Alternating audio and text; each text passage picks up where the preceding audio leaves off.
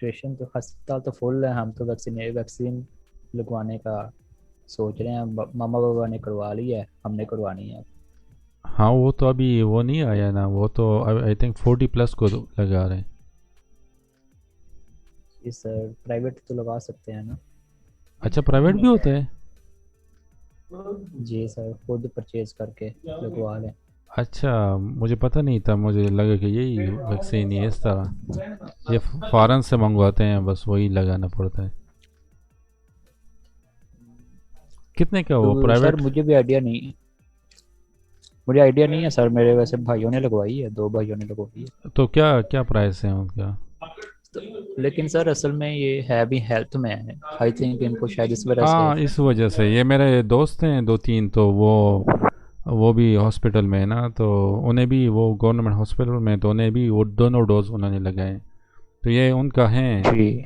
जो हेल्थ में होते हैं उन्हें लगा अच्छा लेते हैं जी। सर, मैं इनसे इनसे पूछूंगा सर, जी जी, प्राइवेट का नहीं क्या ये होता है वही अगर है। लगवानी है। ये आई थिंक प्राइवेट नहीं है ये वैक्सीन, ये फॉरेन से वो मंगवाते हैं और गवर्नमेंट की तरफ से ठीक है। ये फ्री है। तो अभी तक 40+ हैं। मेरे कुछ स्टूडेंट्स हैं वो शिकागो यूके में है ना, तो उन्होंने तो लगा दी वहाँ जी पे, तो 16+ को बस वो लगा रहे हैं। 16+, वो तो उनकी तो कंट्री काफ़ी, नहीं, उनका गवर्नमेंट सर, तो वो तो बेस्ट। एडवांस है ना। हाँ, एडवांस है। तो जी। यहाँ पे तो अभी 40+ वो चल रहे हैं। लेकिन वैक्सीन लगाने के बाद भी थोड़ा रेस्ट करना पड़ेगा, क्योंकि उसके बाद वो टेम्परेचर सर अक्सर आ वो, जाता है। जी। वो इस तरह होता है ना कि बॉडीज़ में एक न्यू वो आ जाता है, तो वो बॉडी को काफ़ी वीक कर लेते हैं, जिसकी वजह से जो आउटसाइड बैक्टीरियाज होते हैं ना, वो काफ़ी इजीली आपके बॉडी पे अटैक कर सकते हैं। तो 14 दिन तक अपने आप को थोड़ा सा वो गर्म में रखना चाहिए, वो वैक्सीन के बाद, ठीक लाइक है। बाहर नहीं घूमना चाहिए, ताकि बैक्टीरियाज वगैरह वो आपके बॉडी को अटैक ना कर ले। अगर बैक्टीरियाज ने अटैक कर लिए तो फिर वो टेम्परेचर सा हो जाता है उसके बाद। जिस तरह इमरान खान को हुआ था, वो अक्सर कुछ केसेस आ जाते हैं जिसमें वो टेम्परेचर हो जाता है, तो वो जी। इसी वजह से होता है कि आपका बॉडी इतना वीक हो जाता है, वो न्यू वैक्सीन की वजह से, कि वो जो आउटसाइड बैक्टीरियाज हैं वो इजीली आपके बॉडी पे अटैक कर सकते हैं। लेकिन 14 दिन के बाद वो एंटीबॉडीज बन जाते हैं, और 14 दिन के बाद फिर ठीक है। वो जो कोरोना भी है वो भी इतना वो नहीं होता कि आपके बॉडी पे अटैक कर ले, लाइक आपकी बॉडी इतनी स्ट्रांग ठीक हो है। जाती है। अभी तो सही है। साउथ अफ्रीका वो भी आ गए, साउथ अफ्रीका न्यू वेरिएंट्स आ गए हैं। एक पहले यूके सिर्फ था, अब साउथ अफ्रीका और ब्राज़ील, ये दोनों कंट्रीज़ के अच्छा। भी, हाँ, पाकिस्तान में इन हो गए कि हैं।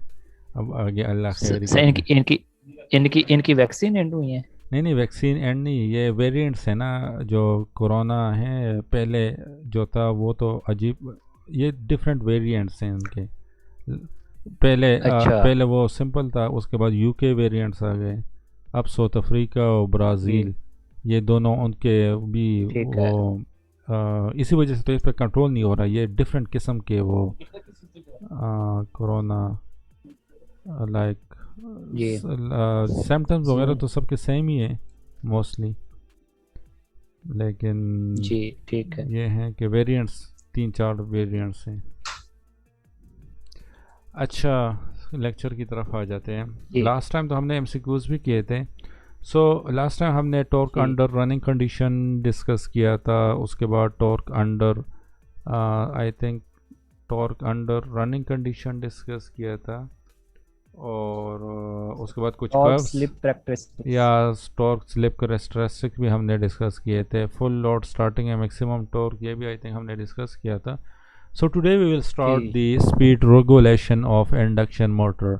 अच्छा, डीसी मशीन में भी हमने स्पीड रेगुलेशन को डिस्कस किया था, और वहाँ पे भी मैंने आपसे एक वहाँ पे भी एक पॉइंट मैंने आपसे इसके बारे में बताया था, और वो पॉइंट ये था कि स्पीड रेगुलेशन जितना कम होगा, तो इट मीन्स कि उतना आपका कांस्टेंट स्पीड है। स्पीड रेगुलेशन जितना ज़्यादा होगा, तो इट मीन्स कि आपका जो स्पीड है उसमें वेरिएशन ज़्यादा है, स्पीड कांस्टेंट नहीं है। So speed regulation is inversely proportion to the constant speed, okay. जितना कम होगा उतना बेस्ट होगा मोटर आपका, और जितना कम होगा उतना, स्पीड। लाइक 0% होगा स्पीड रेगुलेशन, तो आपका आइडियल मोटर कांस्टेंट स्पीड जो आइडियल सिचुएशन है वो आ जाता है आपका। अच्छा, स्पीड रेगुलेशन का जो स्पीड रेगुलेशन कम से कम होना चाहिए। या कम से कम होना चाहिए, जितना कम होगा उतना कांस्टेंट स्पीड होगा। कांस्टेंट स्पीड मीन्स कि जब आप ओके। मोटर के ऊपर लोड डाल देते हो तो आपका वो स्पीड कम हो जाता है। सही है, रोटर ठीक। के ऊपर लोड आ जाते हैं तो वो उसका स्पीड स्लो डाउन सा हो जाता है। तो अब ये कितना स्लो डाउन ठीक। होगा तो वो डिपेंड करता है मोटर के स्पीड रेगुलेशन पे। सही है। तो हम्म। अगर स्पीड रेगुलेशन 2% होगा तो इट मीन्स कि अगर आप उसके ऊपर लोड डाल दो तो उसका जो स्पीड होगा वो 2% कम हो जाएगा। अब अगर स्पीड रेगुलेशन कम। 100% है तो इट मीन्स कि जैसे ही आप रोटर घूम रहे उसके ऊपर आप लोड डाल दो तो मोटर का जो रोटर है वो रेस्ट पोजीशन पे आ जाएगा, लाइक स्पीड 100% डाउन हो जाएगा। So the percentage speed regulation is equal to the no load speed minus full load speed divided by the full load speed।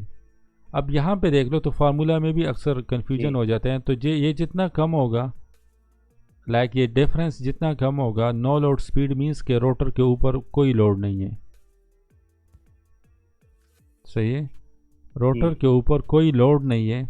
सही है, लोड बिल्कुल ज़ीरो है तो उस टाइम जो स्पीड होगा वो आपका एन नॉट हो जाएगा। अच्छा, इसके बाद हम क्या कर लेते हैं, रोटर के ऊपर लोड डाल देते हैं। जिस ठीक है। तरह आप फॉर एग्जांपल वॉशिंग मशीन है तो उसमें पानी डाल दो तो लोड आ गया। सही है, तो वो रोटर जो है वो आहिस्ता आहिस्ता जी। घूमेगा, वो इतना स्पीड के साथ नहीं घूमेगा।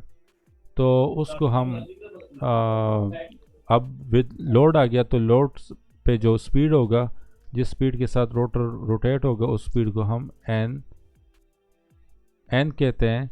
लेकिन अगर फुल लोड, जितना लोड गिवन होगा फुल लोड आप डाल दो तो फिर हम एन फुल एफ एल के लिख लेते हैं। ओके, लाइक जो रेटेड लोड होगा, जितने लोड के लिए ये मोटर बने हुए हैं तो वो वही लोड आप डाल दो तो उसको फिर उस टाइम जो स्पीड होगा तो उसको एन एफ एल कहते हैं। तो ये स्पीड कम होगा। ओके, लोड डालने से आपका स्पीड हमेशा कम होगा। तो कितना कम होगा, that's depend on the speed regulation.